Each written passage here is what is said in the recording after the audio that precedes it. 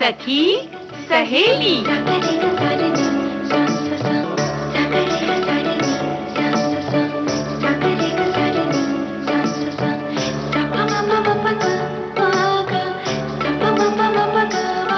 सखी सहेली।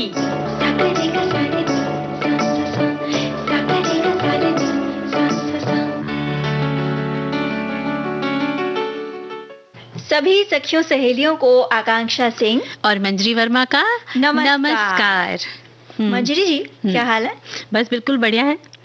अच्छा, हालचाल तो हम लेते रहेंगे, हमारी सखियां भी अच्छी होंगी। आज हम क्या क्या लेकर आए हैं? आज हम भाई देखो, आकांक्षा ये है कि जब हाथों में हरी भरी चूड़ियां होती हैं लाल हर रंग की, तो भाई उसका रखरखाव के बारे में भी बात करते हैं ना हम लोग। हाँ, जब हम पहनने का शौक रखते हैं तो उन चीजों के रखरखाव के बारे में जानकारी रखना भी बेहद जरूरी है। साथ ही साथ बात करेंगे उस विषय पे जो थोड़ा गंभीर भी है, भाई मजेदार भी है। हाँ, मजेदार भी है। जब कोई रूठ जाता है तो उसे मनाना कितना मुश्किल होता है। और सबसे कहते हैं ना, पहली बात तो ये है कि भाई सामने वाला रूठता ही क्यों है। बिल्कुल, और हम कहते भी है ना कि क्यों रूठ गए, है ना। तो इस बारे में भी हम चर्चा करेंगे। और इसी के साथ साथ जब कोई रूठता है तो हम जाते हैं रसोई में उसके पसंद का कुछ बनाने। तो भाई रसोई के कुछ कभी कभी कुछ ऊपर नीचे होता है या कुछ मुझे अच्छा बनाना है, तो कुछ टिप्स भी हो जाएंगे इस बहाने। बिल्कुल। और सखी विशेष के अंतर्गत आज हम बात करेंगे साहित्यकार मन्नू भंडारी जी के बारे में। जी, साहित्यकार मन्नू भंडारी जी। मैं ये सोच रही थी मंजरी जी कि आज हमने विषय तो बता ही दी थी, तो कार्यक्रम की शुरुआत क्या एक गीत से कर लें? जी।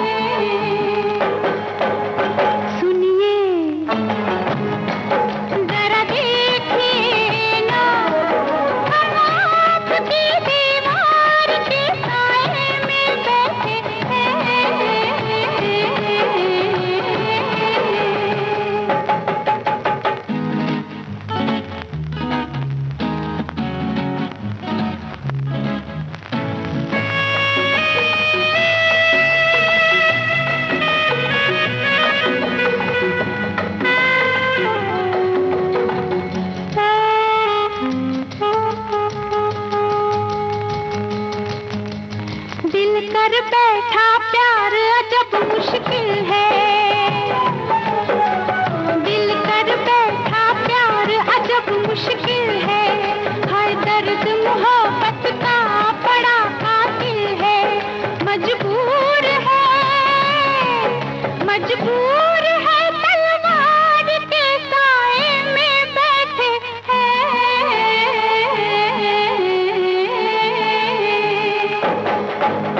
सुनिए जरा देखिए ना, हम आपकी दीवार के साए में बैठे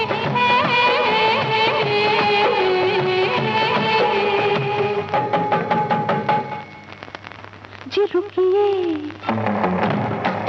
जरा पूछिए ना, हम कौन है क्यों प्यार के साए में बैठे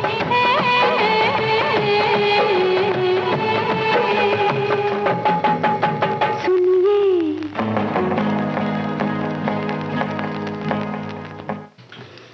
मंजरी जी, अभी जब हम बातें कर रहे थे, जब हम मन्नू भंडारी जी की बातें करते हैं तो उनकी कई कालजयी रचनाएं हैं जो दिमाग में कौंध जाती हैं। बिल्कुल। जहाँ तक मुझे याद आ रहा है, उनकी लेखनी से, यानी उन्होंने उनका जो रचना संसार है, उनसे हमारा परिचय खासकर जब हम स्कूल में पढ़ते थे तब हुआ था। स्कूल की किताबों में, हिंदी की किताबों में उनकी कुछ रचनाएं थी, तो वहां से उन्हें हमने पढ़ना शुरू किया। और जैसे जैसे आगे बढ़ते गए, हम बड़े होते गए, उनका जो इतना महारचना संसार था, एक एक पर्दे खुलती गई, उनकी कई चीजें पढ़ी और उनको जाना। बिल्कुल। और इसी तरह महाभोज और आपका बंटी जैसी कालजयी रचनाओं की लेखिका सुप्रसिद्ध कहानीकार मनु भंडारी का जन्म जो था वो 3 अप्रैल 1931 मध्य प्रदेश में मंदसौर जिले के भानपुरा गांव में हुआ था। और आपके पिता सुख संपत राय भी प्रसिद्ध लेखक थे। और जाहिर सी बात है कि जब परिवार में साहित्य की सुगंध बिखरी हुई होती है ना, तो बच्चों में भी इसके गुण आ ही जाते हैं। और इस तरह लेखन का अनमोल संस्कार उन्हें विरासत में मिला।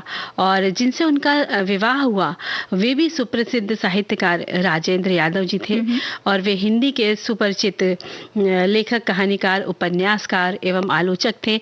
और जिन्होंने नई कहानी के नाम से हिंदी साहित्य में उन्होंने एक नई विधा का सूत्रपात किया था। जी, मन्नू भंडारी जी के बचपन का जो नाम था वो था महेंद्र कुमारी, लेकिन लेखन के लिए उन्होंने मन्नू नाम ही चुना। एमए तक शिक्षा प्राप्त की और फिर दिल्ली के मिरांडा हाउस में वे अध्यापिका रहीं। धर्मयुग में धारावाहिक रूप में प्रकाशित उपन्यास आपका बंटी से लोकप्रिय हुई। मन्नू भंडारी विक्रम विश्वविद्यालय उज्जैन में प्रेमचंद्र सृजन पीठ की अध्यक्षा भी रही थी। उनकी कहानी यही सच है, इस कहानी पर रजनीगंधा फिल्म बनी जो लोगों को काफ़ी पसंद आई। और साथ ही साथ उन्होंने कई कहानियां लिखी, जैसे एक प्लेट सैलाब, साथ ही साथ मैं हार गई, 3 निगाहों की एक तस्वीर और यही सच है, त्रिशंकु, आंखों देखा झूठ, अकेली। और ये उनकी जो एक कहानी थी अकेली, इसमें ये कहानी जो है वो सोमा बुआ नाम के पात्र को केंद्र में रखकर उन्होंने लिखी थी, जो अपने आस पड़ोस से घुलने मिलने के खूब प्रयास करती हैं, लेकिन इसके बावजूद वे अकेली पड़ जाती हैं। और अकेली इसलिए कि वो परित्यक्ता हैं, थोड़ी बूढ़ी हो चली हैं, उनका बेटा भी उन्हें छोड़कर जा चुका है और वो एक तरफा हैं। बिल्कुल। और आपके उपन्यास आपका बंटी ये विवाह विच्छेद की त्रासदी में पिस रहे एक बच्चे को केंद्र में रखकर लिखा गया था। 1 इंच मुस्कान आपका पहला उपन्यास सन 1962 में लिखा गया था। और महाभोज ये उपन्यास नौकरशाही और राजनीति में व्याप्त भ्रष्टाचार के बीच आम आदमी की पीड़ा को उद्घाटित करता है। और इस पर आधारित नाटक ने बहुत प्रसिद्धि पाई। और इसी तरह जो उनकी कहानी यही सच है, इस पर जो फिल्म बनी थी रजनीगंधा, उसको साल 1974 की सर्वश्रेष्ठ फिल्म पुरस्कार प्राप्त हुआ था। और बिना दीवारों का घर भी आपकी एक कृति है। हिंदी अकादमी, दिल्ली का शिखर सम्मान, बिहार सरकार द्वारा सम्मान, साथ ही साथ भारतीय भाषा परिषद द्वारा, इसके अलावा कोलकाता राजस्थान संगीत नाटक अकादमी द्वारा कई पुरस्कार उन्हें दिए गए। व्यास सम्मान और उत्तर प्रदेश हिंदी संस्थान द्वारा उन्हें पुरस्कृत भी किया गया था। कला कुंज सम्मान और महाराष्ट्र राज्य हिंदी साहित्य अकादमी साल 2004 में उन्हें दिया गया था। आपने पटकथाएं भी लिखी जिसमें रजनी, निर्मला, स्वामी, दर्पण और उनकी एक कहानी मुक्ति जो हंस में प्रकाशित हुई थी। मनु भंडारी की कहानियों में नारी के कई रूप देखने को मिलते हैं और इनकी नारियां कुछ परंपरागत होती हैं तो कुछ पढ़ी लिखी, कामकाजी और एक विशिष्ट वर्ग की नारियां हैं। और ऐसी विशिष्ट वर्ग की नारियां अपने अस्तित्व, व्यक्तित्व की रक्षा और प्रतिष्ठा को लेकर सजग हैं। बिल्कुल, उन्होंने अपनी कहानियों में ऐसी कई स्त्रियां गढ़ी हैं जो घोर व्यक्तित्ववादी हैं, स्वतंत्र हैं और अपने व्यक्तित्व विकास में विवाह के बंधन को वो स्वीकार करने वाली हैं। उनमें जीती बाजी हार की ये जो कहानी है, इसकी पात्र है मुरला। साथ ही साथ आते जाते यायावर की मिताली की बात कर लें या घुटन की प्रतिमा, इस पात्र की बात कर लें। साथ ही साथ नई नौकरी की रमा, ये जो सारे पात्र हैं ये सभी उल्लेखनीय हैं। जी। और मनु भंडारी की मैं हार गई कहानी संग्रह में करीब 12 कहानियां हैं। इंसा के घर इंसान, गीता का चुंबन, जीती बाजी की हार, एक कमजोर लड़की की कहानी, सयानी बुआ, अभिनेता, शमशान, दीवार, बच्चे और बरसात, पंडित गजानन शास्त्री, कील और कसम, दो कलाकार, मैं हार गई, इस तरह और भी बहुत सी कहानियां उन्होंने लिखी। और बच्चों के लिए भी उन्होंने कई रचनाएं की, जिसमें आस माता, आंखों देखा झूठ और कलावा जैसी रचनाएं हैं। मनु भंडारी ने हिंदी साहित्य जगत को एक से बढ़कर एक रचनाएं दी। वे अपनी पुत्री रचना के साथ गुड़गांव में रह रही थीं और कुछ समय से वो बीमार चल रही थी। 15 नवंबर 2021 को उन्होंने इस संसार से विदा ली। हिंदी साहित्य जगत में एक तरह से ये एक गहरी क्षति कह सकते हैं। ऐसी महान लेखिका अपनी रचनाओं के द्वारा सदैव याद की जाएंगी। उन्हें श्रद्धा सुमन अर्पित कर शत शत नमन करते हैं। और हमारे कुछ श्रोताओं ने भी उन्हें श्रद्धांजलि स्वरूप कहा है कि भले वे आज हमारे बीच नहीं हैं, लेकिन उनका जो रचना संसार है वो अमर है। जब स्कूल में पढ़ती थी, एक पत्रिका में धारावाहिक रूप में आपका बंटी निकला करता था। तो टीनेज में आपका बंटी समझ में नहीं आया, बस उस बच्चे से सहानुभूति रहा करती थी कि उसके मम्मी पापा अलग रहते हैं। और बड़ी होने के बाद यही सच है, ये कहानी पढ़ी, फिर फिल्म रजनीगंधा भी देखी, महाभोज भी पढ़ी और उनकी प्रतिनिधि कहानियां भी पढ़ी और वो हमारे दिल में रच बस गई। स्त्री मन की व्यथा, उनके सुख दुख का जो मनोभाव का वर्णन मन्नू जी ने बहुत ही खूबसूरत तरीके से किया है अपनी सभी कहानियों में।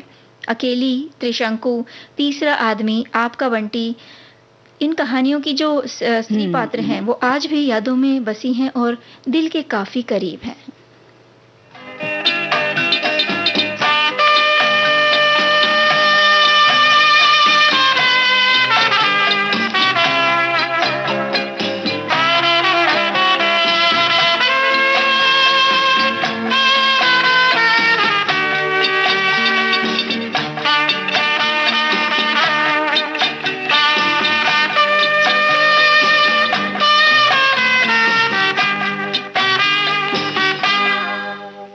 कई बार यूं भी देखा है ये जो मन की सीमा रेखा है, मन तोड़ने लगता है। अनजानी प्यास के पीछे, अनजानी आस के पीछे मन दौड़ने लगता है।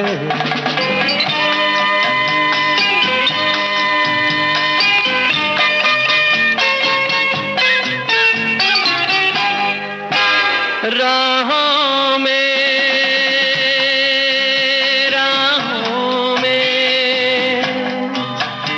जीवन की राहों में जो खिले हैं फूल फूल मुस्कुरा के, कौन सा फूल चुरा के रख लूं मन में सजा के। कई बार यूं भी देखा है ये जो मन की सीमा रेखा है, मन तोड़ने लगता है। अनजानी प्यास के पीछे, अनजानी आस के पीछे मन दौड़ने लगता है।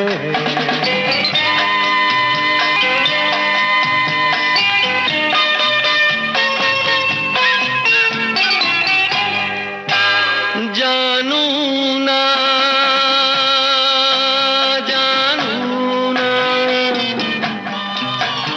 उलझन ये जानू ना सुलझाऊं कैसे कुछ समझ ना पाऊं किसको मीत बनाऊं किसकी प्रीत भुलाऊं कई बार यूं भी देखा है ये जो मन की सीमा रेखा है मन तोड़ने लगता है अनजानी प्यास के पीछे अनजानी आँख के पीछे मन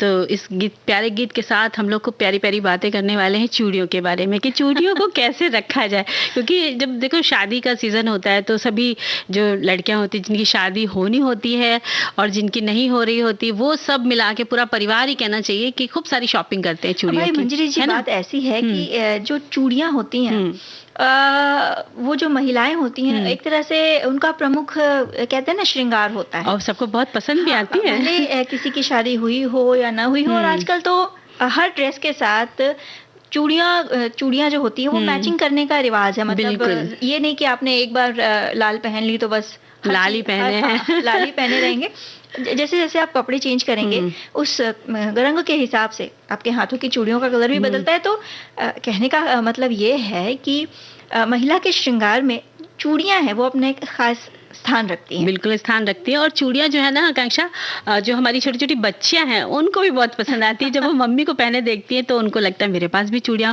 और बच्चों की मम्मियां जो है ना वो छोटी छोटी चूड़ियां उनके लिए लाती भी है खरीद के मुझे भी याद है ना आपने भी पहनी होगी हमने भी पहनी है चूड़ियां पहनने का शौक तो हर किसी स्त्री को होता है मंजरी लेकिन बात वहां पे जाकर अटकती है कि भाई हमने कोई त्योहार आ रहा है या कोई फंक्शन आ रहा है शादी का मौसम आ रहा है घर में कोई खास शादी पड़ी है तो हम खूब सारी शॉपिंग कर ली चूड़ियां खरीद ली अब जब वो ओकेजन बीत गया त्योहार बीत गया अब उसे रखे कैसे अब उसे रखे कैसे अरे इतनी सारी चूड़ियां खरीद तो ली पहन तो ली अब फेंक भी नहीं सकते क्योंकि भाई इतने मनोयोग से जाकर हमने खरीदी है अगला त्योहार आने तक या अगला कोई ओकेजन आने तक उसे बचा के रखनी है और कांच की चूड़ियों खासकर जो सजावट वाली रहती हैं जिनमें बूंदे चिपके रहते हैं कांच चिपके रहते हैं कुंदन चिपका रहता है उन्हें बचा के रखना बहुत कहते हैं ना बड़ा काम होता है बिल्कुल काम होता है और जो कांच की चूड़ियां होती तो वो बहुत ही नाजुक होती हैं तो कई बार क्या होता है कि उनके जो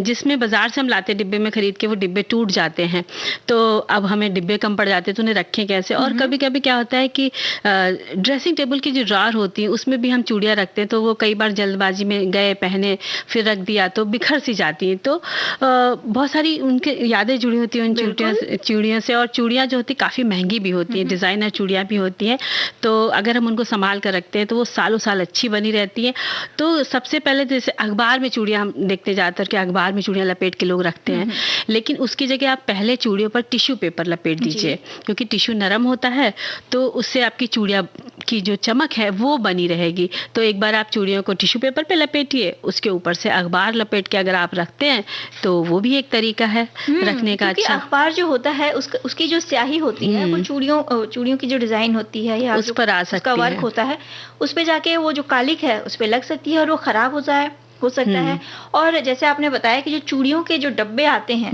उनमें भी रखा जा सकता है या कोई एयर टाइट बॉक्स में भी रख सकती हैं आजकल तो जो चूड़ियां या चूड़ा का जो सेट आता है उसके साथ डब्बे मिलते ही हैं और अगर वो डब्बे में है तो एक काम आप करिए कि उसको किसी एयर टाइट बॉक्स में रखें जहाँ पे हवा का संपर्क नहीं रहेगा तो उस चूड़ियों का जो सेट है उसकी जो चमक है वो बरकरार रहेगी वरना वो हवा से आगे चल के काली पड़ जाती हैं और कांच की चूड़ियों पर रेशम के धागों का भी काम होता है आकांक्षा जिसमें कुंदन है मोती है नग है और स्टोन लगे होते हैं और इसे जो है आप सूती कपड़े में लपेट करके और वही सफ़ेद रंग का सूती कपड़ा लीजिए उस पर लपेट करके जो जिप पाउच आते हैं आप उसमें भी उन चूड़ियों को रख सकते हैं बिल्कुल मंजरी जब कोई प्यार से अब आपने जाके चूड़ियां खरीदी हैं तो आपको पता है कि उसे संभाल के रखनी है कि लेकिन कभी कभी ये भी होता है कि कोई प्यार से आपको गिफ्ट करता है तो उसको संभालना ज्यादा जरूरी है जी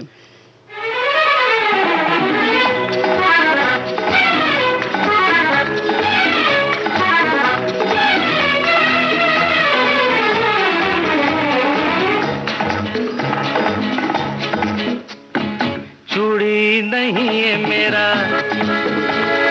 चूड़ी नहीं है मेरा दिल है, देखो देखो टूटे ना। चूड़ी नहीं है मेरा दिल है, देखो देखो टूटे ना। चूड़ी नहीं है मेरा।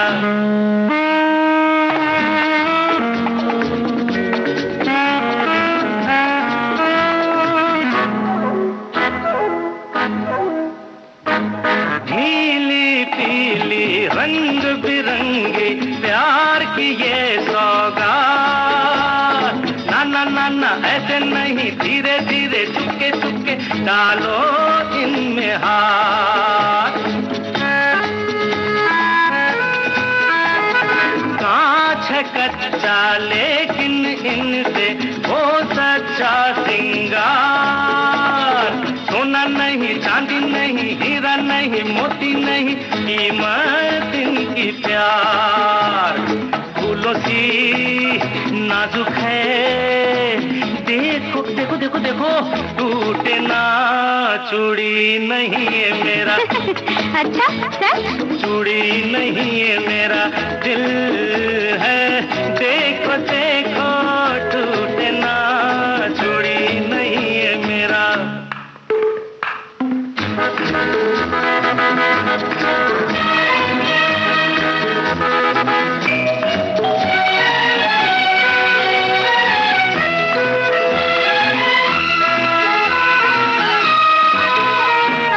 मेरा प्यार है चूड़ी जैसा, इसका और न छोड़। यहाँ नहीं वहाँ नहीं, देखो कभी टूटे नहीं जीवन की ये डोर। इनकी खन खन दिल की धड़कन है मेरा संगीत। सुनो जरा सोचो जरा नगमा ये प्यार भरा ओ मेरे मन में। लाजवाब हाँ बेमिसाल, देखो देखो टूटे ना। चूड़ी नहीं है मेरा, चूड़ी नहीं है मेरा दिल है, देखो देखो टूटे ना। चूड़ी नहीं है मेरा।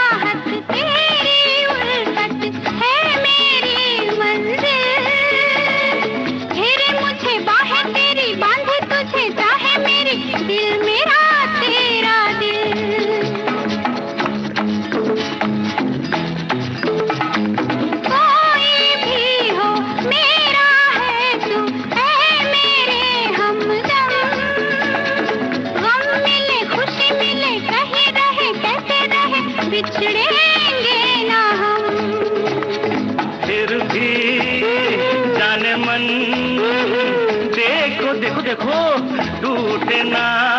चूड़ी नहीं है मेरा,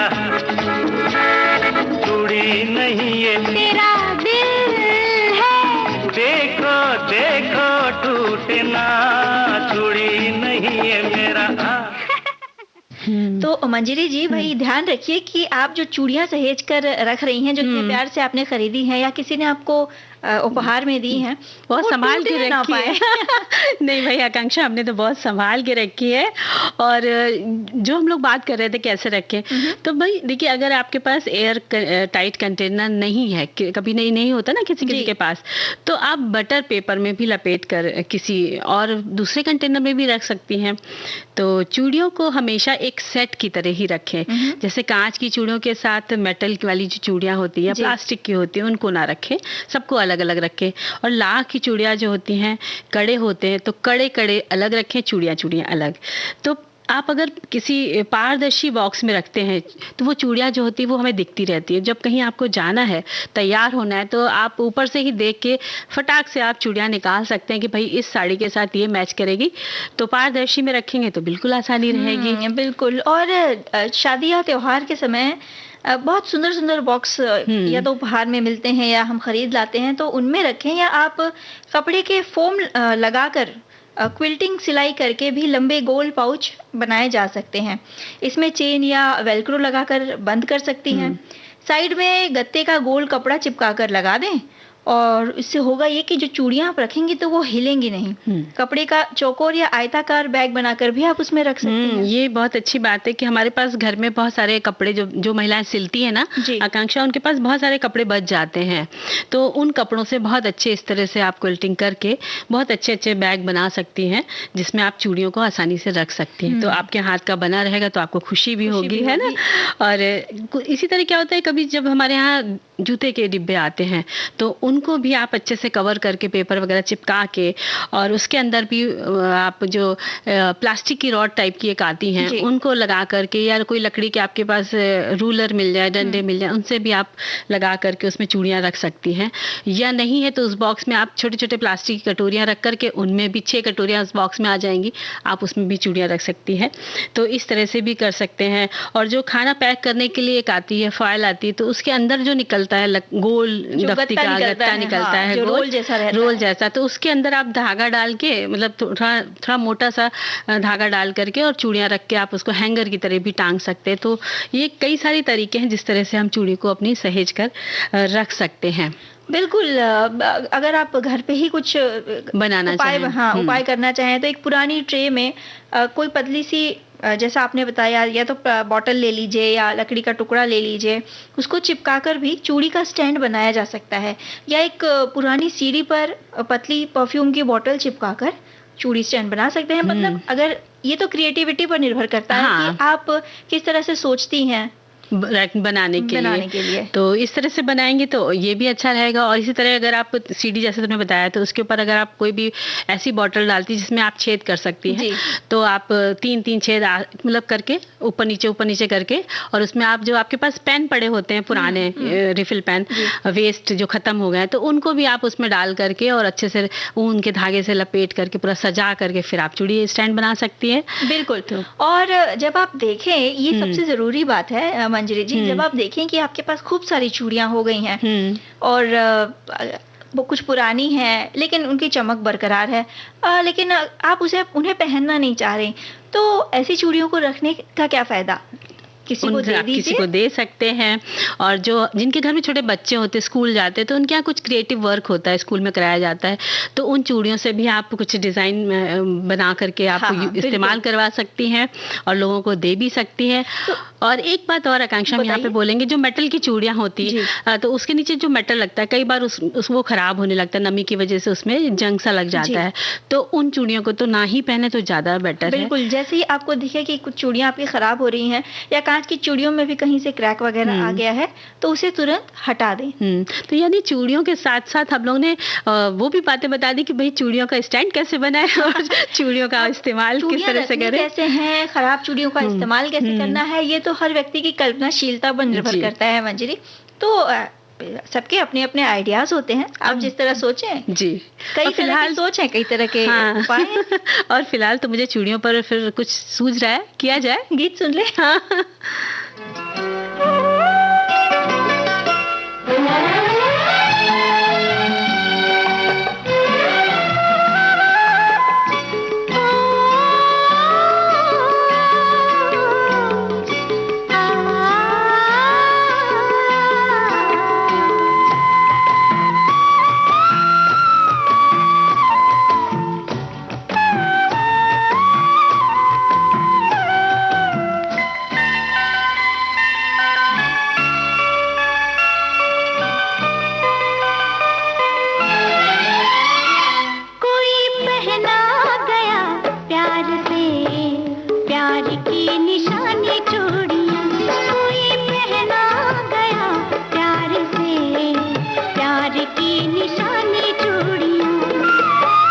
आज मैं कुछ भी मांगती मिल जाता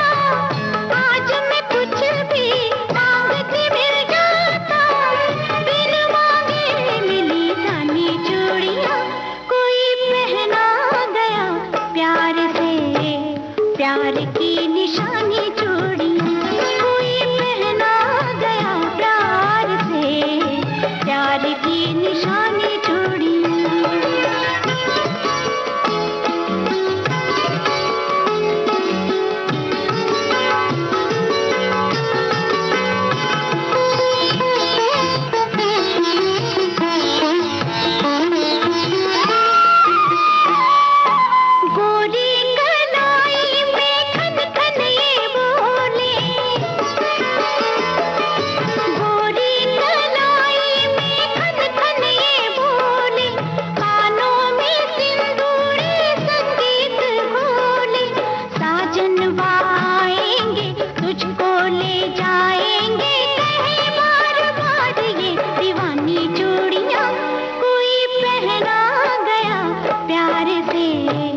प्यार की निशानी चूड़ियां, कोई पहना गया प्यार से, प्यार की निशानी चूड़ियां।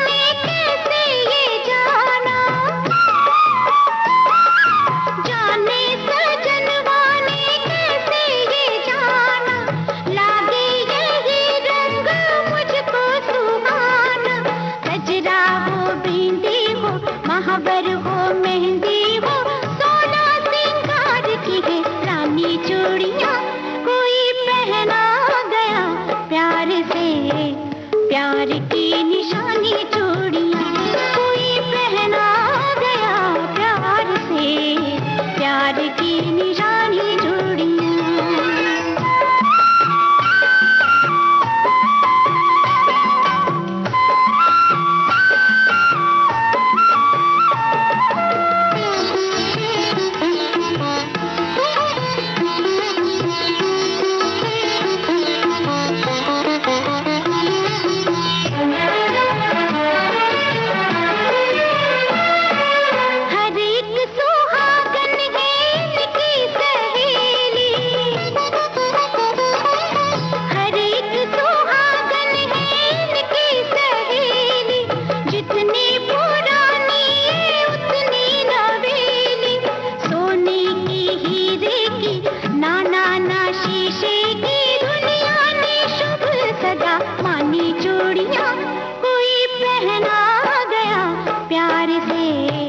प्यार की निशानी चूड़ियां, कोई पहना गया प्यार से, प्यार की निशानी चूड़ियां।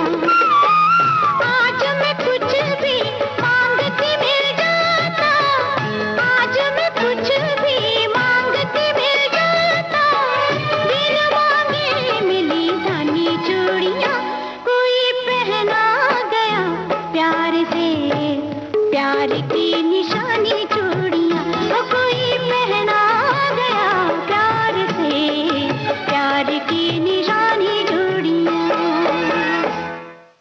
आकांक्षा, तो कितना प्यारा ये गीत था कि कोई पहना गया प्यार की निशानी चूड़ियां। और देखो, हमारी एक सखी लिखती हैं कि चूड़ी के रख रखाव के बारे में उनको जो जानकारी दी उन्होंने सुनी, उन्हें अच्छा लगा, और उन्होंने ये भी लिखा है कि मेरे देवर की शादी थी तो मैं भी चूड़ियां लाई। तो भैया, आपने चूड़ी पहनी होगी तो उसको अभी तो लाई है तो आपने संभाल के रखी होगी, और कुछ तो आपको आइडियाज पहले से रहते हैं और कुछ मिले भी होंगे तो आपके काम आएंगे, है ना। तो ये जो छोटे छोटे टिप्स होते हैं जो हम देते हैं या हमें भी कहीं से मिलते हैं, जो हमारी सखियां लिख भेजती हैं हमें, काफी काम के निकल होते हैं। अधिकतर जो सखियां, मतलब हम महिलाएं जो होती हैं, उनका अधिकतर समय बीतता है मंजरी कहाँ, किचन में, बिल्कुल रसोई में बीतता है। और रसोई में क्या होता है, एक तरह से हम लोगों की वो मतलब एक प्रयोगशाला है, हम जाते हैं वहाँ पर बनाते हैं, नए नए प्रयोग करते रहते हैं। और आकांक्षा, कभी कभी क्या होता है कि किसी किसी के हाथ में इतनी अच्छी खास बात होती है कि वो एक सब्जी को जैसे बनाते हैं ना, तो अगले दिन भी या एक हफ्ते बाद या एक महीने बाद भी बनाएंगे ना, तो उनमें वही स्वाद बरकरार रहता है। क्या ये बताओ, अच्छा आकांक्षा, कि तुम्हारे हाथ में रहती है बात?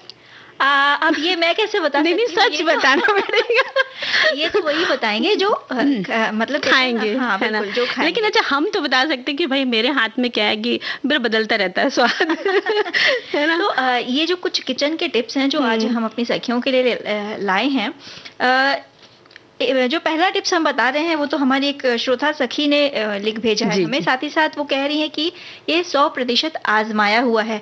जो अरबी की सब्जी होती है जी, जी, मंजरी, जी। सभी जानते हैं कि जब हम उसको छीलते हैं तो हाथों पे खुजली होती है। तो कह रही हैं कि हाथ में सूखा आटा मल लें और फिर अरबी को छीलें, और उसके बाद भी अगर हाथों में हल्की खुजली लगे तो हाथों में सरसों का तेल लगाकर कुछ देर तक हाथ जो है उनको गैस पर सेक ले आंच में, तो खुजली गायब हो जाएगी।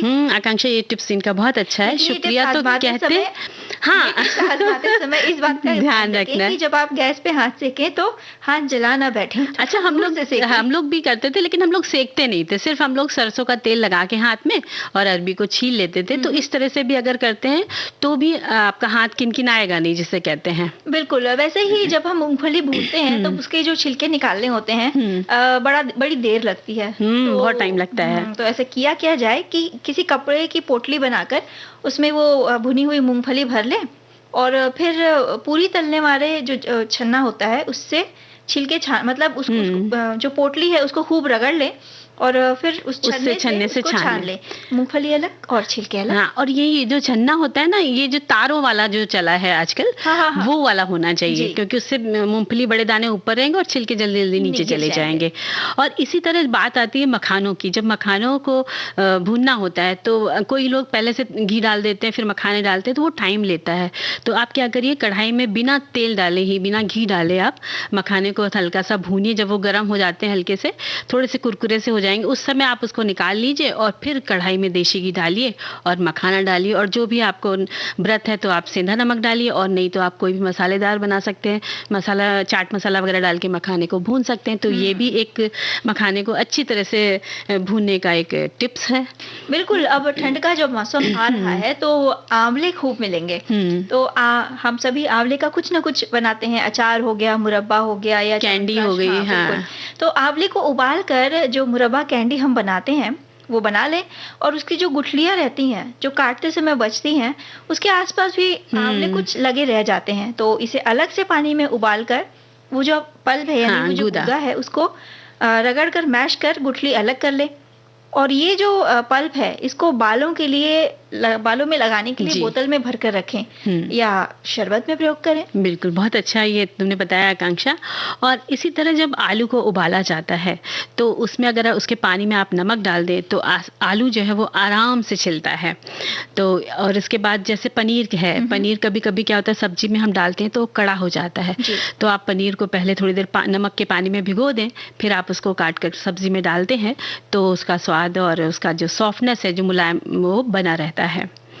और जब भी सब्जी बनाने हम चलते हैं तो जो मसाला डाला जाता है कढ़ाई में या कुकर में, तो वो बिल्कुल क्रमवार से डालना चाहिए। जैसे पहले तेल डालना है, फिर जीरा है, फिर प्याज है, फिर अदरक लहसुन का पेस्ट है, फिर टमाटर प्यूरी है, या उसके बाद आप हल्दी नमक जो सूखे मसाले हैं वो क्रमवार डालें। नमक थोड़ा बाद में डाला जाता है, तो उसका जो स्वाद है वो बराबर बना रहता है। और जब भी सब्जी बनाए ना आकांक्षा, तो सारे मसाले एकदम आप निकाल के रखें और गैस धीमी करके तैयार रखें, और गैस धीमी करके मसाले डालें, नहीं तो मसाला जलने का डर रहता है। उसी तरह जब हम मटर उबालते हैं मंजरी, तो उस समय शक्कर आधा चम्मच अगर हम डाल दें मटर में उबालते समय, तो वो जो रंग है ना मटर का, वो बदलेगा नहीं, हरा ही रहेगा।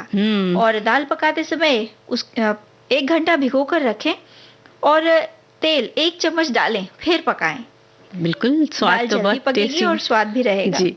और कभी कभी क्या होता है, दाल जब हम कुकर में पकाते हैं तो ज्यादा पानी अगर गलती से हो जाता है तो वो ऊपर सीटी के ऊपर आने लगता है, वो ढक्कन को थोड़ा सा पानी निकल आता है। तो उसको भी बचाने के लिए एक तरीका है कि आप स्टील की छोटी सी कटोरी हो और औंठी ना हो, उसमें एकदम सीधी सी कटोरी हो, और उस कटोरी को अगर आप कुकर के बीच में रख दें, फिर आप दाल वगैरह डाल के, पानी डाल के उसको पकाते हैं, तो दाल ऊपर ढक्कन के ऊपर नहीं आएगी, बिखरेगी नहीं।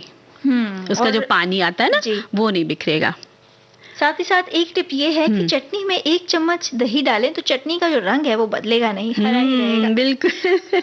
और इसी तरह जो छेने का पानी जो होता है उससे आप रोटी का आटा गूंथिए, उससे आप रोटी बनाइए, पराठे बनाइए तो मुलायम बनेंगे, है ना। तो अब ये तो एकदम आजमाया हुआ है। ये आपने बहुत अच्छा याद दिलाया कि रोटियां जो होती हैं वो काफी नरम बनती हैं। ऐसे ही पकौड़ों के बेसन के घोल में 1 से 2 चम्मच चावल का आटा मिलाने से जो पकौड़े होते हैं वो कुरकुरे बनेंगे। और अगर चावल का आटा नहीं हो तब क्या करें, तब हम सूजी भी थोड़ी सी डाल सकते हैं उसमें। और जब भी कोई मीठी डिश बनाए, चाहे आप खीर बना रही हो, जैसे सिवैयां बना रही हैं, चावल की खीर बना रहे हैं, तो आप उसमें चुटकी भर नमक डाल दीजिए तो उसका स्वाद दुगना बढ़ जाता है। और जो अगर आप मीठे खुरमे बना रहे हैं तो उसमें भी आप मैदे के साथ में थोड़ी सी चीनी डाल सकते हैं, नमक डाल सकते हैं तो उसका स्वाद अच्छा हो जाए, क्योंकि आप मीठे खुरमे बना रहे हैं तो नमक डालना है आपको, है ना। और भूनते समय जो प्याज की जो ग्रेवी होती है उसमें आप 1 छोटा चम्मच चीनी का डाल दें तो उसका कलर जो है वो अच्छा आएगा, क्योंकि चीनी जो है वो उसमें भूनते समय उसका रंग बदलेगा तो वो अपना कलर एकदम ब्राउन सा, रेड सा दे देगी, तो बहुत अच्छा कलर आता है। ऐसे ही जब पूड़ियों को बेल कर 10 मिनट तक फ्रिज में रखें और फिर तलें तो जो पूड़ियां हैं वो तेल ज्यादा नहीं सोखेंगी। और सूजी में आधा चम्मच बेसन मिलाकर भूनें। इस मिश्रण का हलवा बनाएंगे तो स्वाद बढ़ जाएगा और पौष्टिकता भी बढ़ जाएगी। ये तो बहुत अच्छी टिप्स बताई। सबसे जरूरी टिप ये है मंजरी कि जब भी किचन में काम करें तो रेडियो जरूर चलाएं। जी।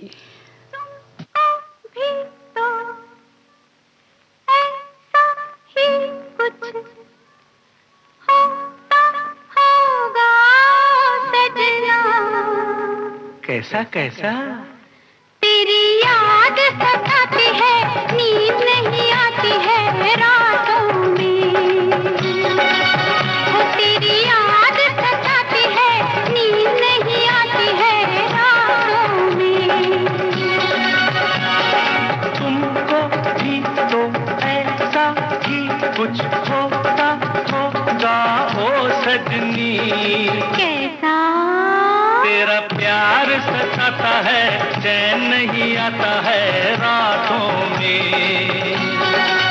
वो तेरा प्यार सताता है, चैन नहीं आता है रातों में। तुमको भी तो ऐसा ही कुछ होता होगा।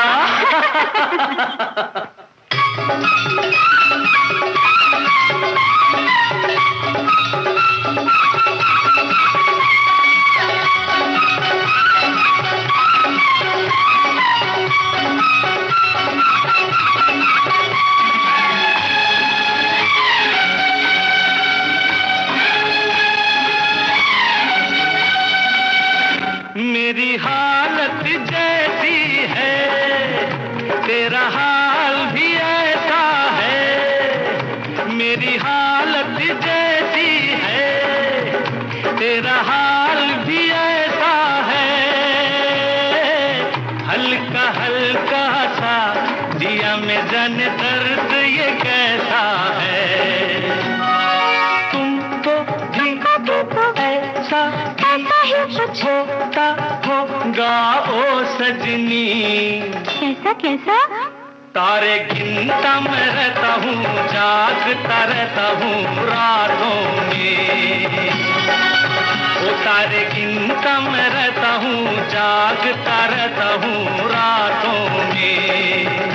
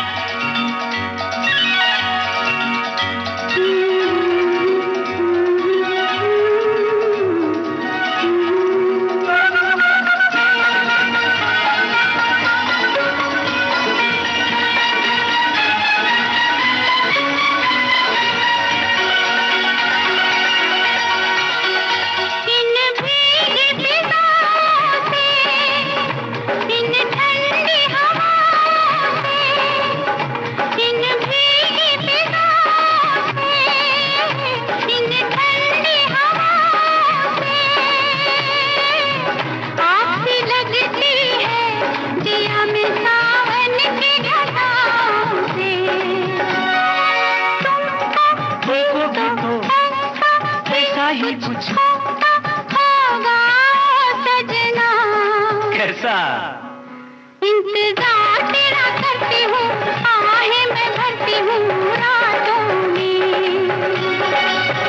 इंतजार तेरा करती हूँ, आहें मैं भरती हूँ रातों में।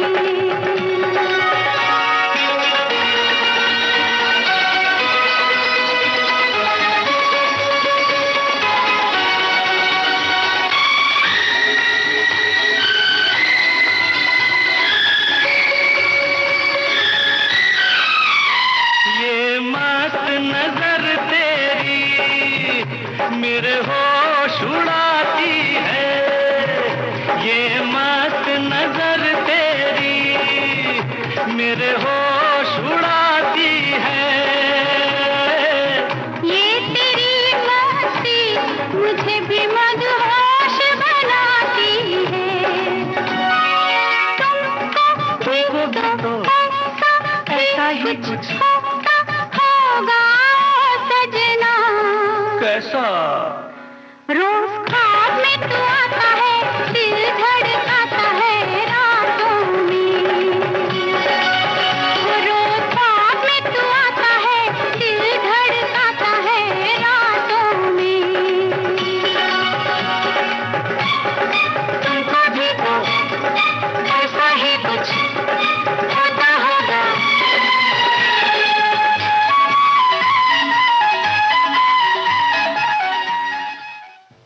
तो आकांक्षा, क्यों रूठ गए?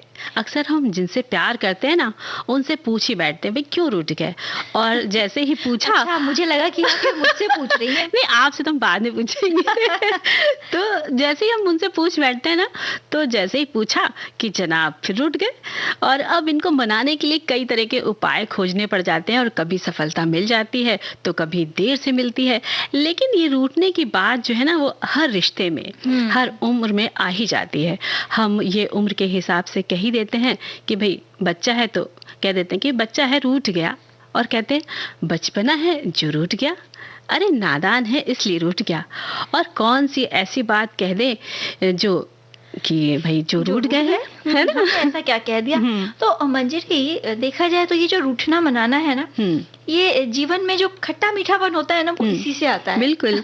और देखो, हमारी सखी ने लिखकर भेजा है कि मैं किसी से रूठती हूँ नहीं रूठती हूँ, हाँ बल्कि ऐसा हो सकता है कि यदि किसी को मेरा काम पसंद ना आए तो रूठ जाए। अक्सर ऐसा होता है कि हम जाने अनजाने कुछ ऐसा काम कर जाते हैं कि हमसे परिवार हो, दोस्त हो, रूठ जाते हैं, नाराज हो जाते हैं। हमें इस बात का हमेशा ध्यान रखना चाहिए कि कोई हमसे रूठे नहीं, नाराज ना हो। ये बात बहुत अच्छी लिखी इन्होंने, है ना? हमारे एक श्रोता ये भी कहते हैं कि रूठना और मनाना ये अक्सर हर एक के जीवन में होता ही रहता है। बिल्कुल सही बात।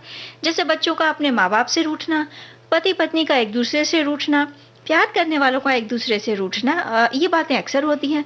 लेकिन रूठना क्यों? अगर कोई मन की बात अपनों से नहीं होती तो हम रूठते हैं। एक बात ध्यान में रखनी चाहिए, जो अपनों से बेहद प्यार करते हैं वही अपनों से रूठते भी हैं।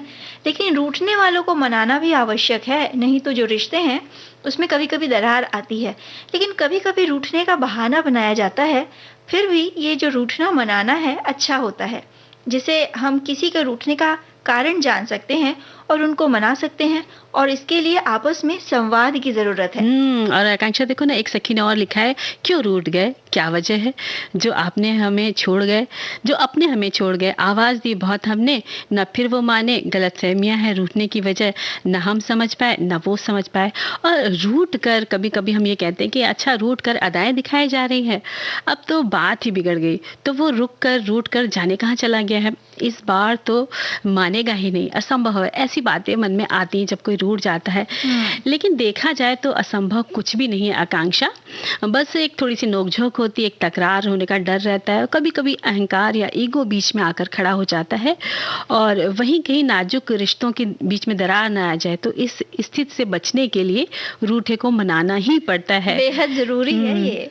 और जब कोई प्यार से मनाए तो मान भी जाना चाहिए, और ज्यादा नखरे दिखाए तो कभी कभी कोई मनाता भी नहीं है, है ना? ऐसी भी स्थितियां हो जाती है।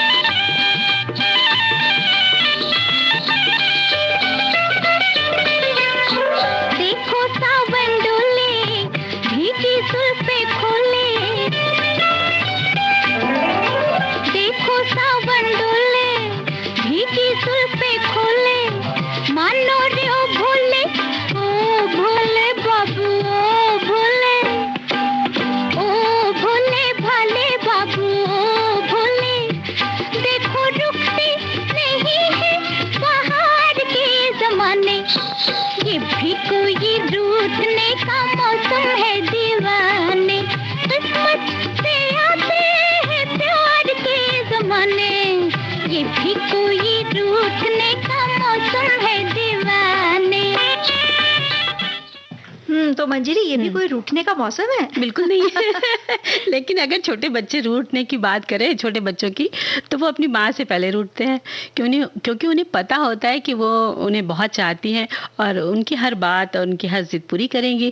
इसीलिए वो नन्हा बचपन जो है वो रूठ जाता है और कनखियों से देखता भी है आकांक्षा कि माँ क्या सोच रही है और अभी उसे मनाने आएगी। लेकिन छोटे बच्चों का रूठना क्षणिक होता है। और भाई माँ तो माँ होती है, तो वो उसे मना ही लेती है। बिल्कुल उसी तरह कभी कभी बड़े बुजुर्ग भी रूठ जाते हैं, तो उसकी वजह, रूठने की वजह जाने और उनसे पूछें। और ये तो कहे ही आप कि क्षमा मांगे आप। कहते हैं ना, क्षमा बड़न को चाहिए छोटन को उत्पात का रहीम हरि का दस्यो जो भृगुमारी लात। रहीम जी का जो दोहा है, उन्होंने इसमें बड़ी ही गूढ़ बात कही है। तो आप विनम्र होके पूछ ले उनसे कि आपके रूठने का कारण क्या है। जी, और इसी तरह एक बहुत खास रिश्ता होता है दोस्ती का, मित्र का बड़ा खास होता है, जो रक्त संबंध से तो नहीं जुड़ा होता है लेकिन होता है सबसे करीब का, और जो अपने दोस्त के हर सुख दुख में उसके पास रहता है, साथ खड़ा होता है ढाल बनकर। और वो दोस्त जब रूठ जाए किसी बात पर, तब उसे मनाना बहुत कठिन होता है। दोस्ती के बीच में विश्वास की जगह अविश्वास आकर अपनी पकड़ मजबूत कर देता है। और या आपने यदि अपने दोस्त को धोखा दिया है या किसी तीसरे ने आपके मन को भटका दिया है, आप अपनी पुरानी दोस्ती को भूल गए हैं और उस दोस्त से ये भी ना पूछ पाए कि क्यों रूठ गए, तो ये प्रश्न, ये बात उस व्यक्ति से, हर व्यक्ति से अवश्य पूछें। शायद आप जब पूछेंगे तो गलतफहमियां, तकरारें दूर हो जाएंगी। बिल्कुल। साथ ही साथ मंजरी, सभी रिश्तों में सबसे नाजुक जो रिश्ता होता है वो पति पत्नी का होता है। खासकर जब ये आपस में रूठते हैं तो हमेशा ये होता है कि पहल कौन करे मनाने की। अब भाई पहल कोई भी करे, इस बात का हमेशा ख्याल रखें कि ये जो रूठने मनाने का जो सिलसिला है, खासकर रूठने का, ये लंबा ना चले। आगे बढ़कर आप खुद ही बात कर लें, जो सारी गलत फहमियां हैं उनको दूर कर लें। ये बहुत अच्छा तरीका है। और इसके साथ साथ जो रूठ जाते हैं तो भाई उसको मना लें, है ना।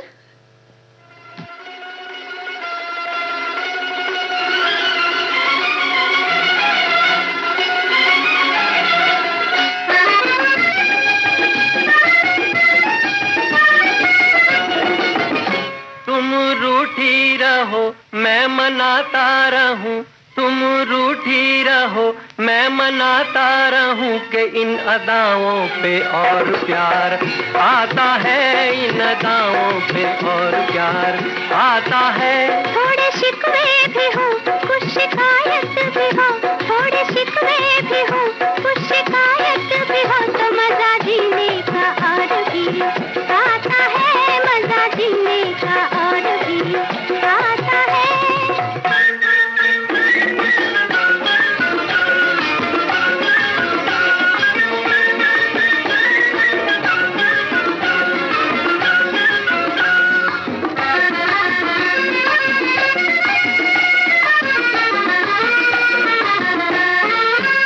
हाय दिल को चुरा कर ले गया, मुँह छुपा लेना हमसे वो आपका, मुँह छुपा लेना हमसे वो आपका। देखना वो बिगड़ कर फिर हमें और दांतों में उंगली का दाबना, और दांतों में उंगली का दाबना। ओ मुझे तेरी कसम ये भी समा मार गया, इसी जलवे पे तेरे दोनों जहां हार गया। तुम रूठी रहो मैं मनाता रहूं कि इन अदाओं पे और प्यार आता है, इन अदाओं पे और प्यार आता है। थोड़े शिकवे भी हो कुछ शिकायत भी हो, तो मजा जीने का और भी आता है, मजा जीने का और भी आता है।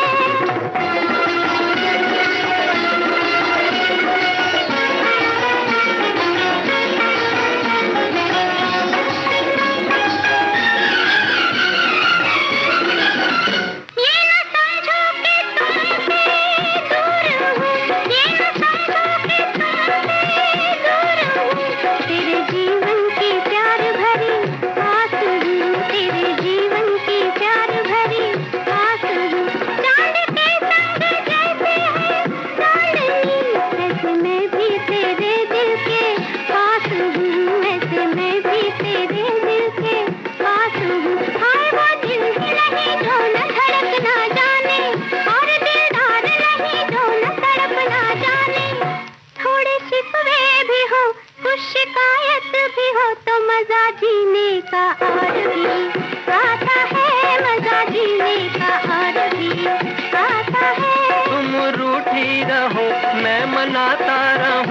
इन अदाओं पे और प्यार आता है, इन अदाओं पे और प्यार आता है।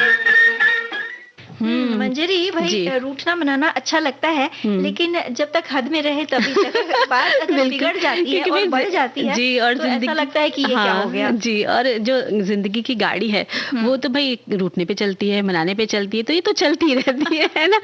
और बड़ा अच्छा लगता है जब कोई रूठ जाए तो मनाना पड़े, उसके तरीके सोचने पड़े क्या क्या करें।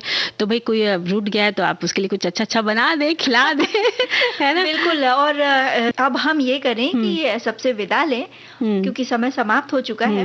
तो सभी को आकांक्षा सिंह और मंजरी वर्मा का नमस्कार।